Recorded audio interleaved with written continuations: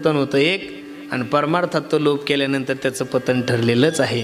म्हणून संसारातही लोभ करू नका. संसारात तर किती लोभ आहे. सर्व सुखाची आशा जन्म गेला, क्षण एकमुक्ती यत्न नाही केला, हिंडता दिशाक्षी न फावला माया वेष्टीला, जीव माझा रात्रंदिवस मनुष्य नुसता धावतोय.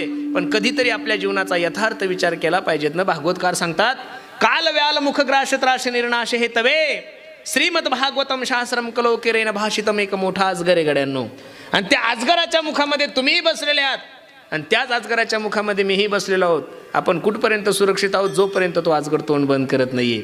ज्या दिवशी अजगर तोंड बंद करेल ना महाराज, त्या दिवशी आहे त्या सगळ्या परिस्थिती सोडून जावं लागेल. क्षणभंगुर जीवन की कलिका कल प्रातको खिली ना खिली.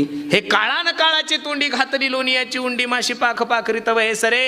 सर्वांना माहिती आहे. सास रुक जाएगी चलते चलते, क्षमा बुझ जाएगी जलते जलते, दो निकल जाएगा रोशनी का, क्या भरोसा है इस जिंदगी का. माणसाचं मरण जवळ आलं पण अजून लोक काही सावध व्हायला तयार नाहीये. म्हणून सर्वात घातक जर परमार्थाला काय असेल तर लोभ आहे. त्या लोभापासून सावध व्हा. आणि ज्यांनी जीवनामध्ये लोभाला स्थान दिलं नाहीये अशा साधूची संगत करा. निश्चित तुमच्या जीवनाचा सुगंध तुम्हाला प्राप्त झाल्याशिवाय राहणार नाही. खरं सांगू, परिसाच्या सोबत लोखंड गेलं की लोखंडाचं सोनं होतं. हा परिसाचा स्वभाव आहे. काय? परिसाचा स्पर्श लोखंडाला झाला की लोखंडाचं सोनं होतं. हा परिसाचा स्वभाव आहे. पण संताचा स्वभाव परिसाईपेक्षा वेगळा आहे महाराज.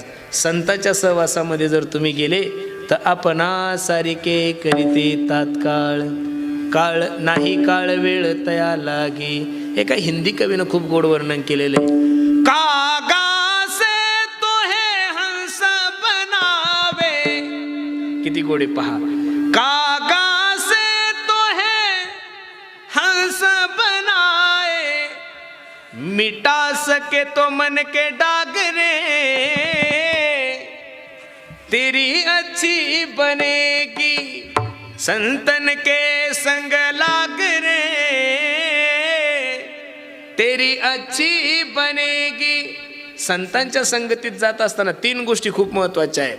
सुतबित नारी तीन अशाय, हे सगळ्यात मोठे गतिरोधक आहे.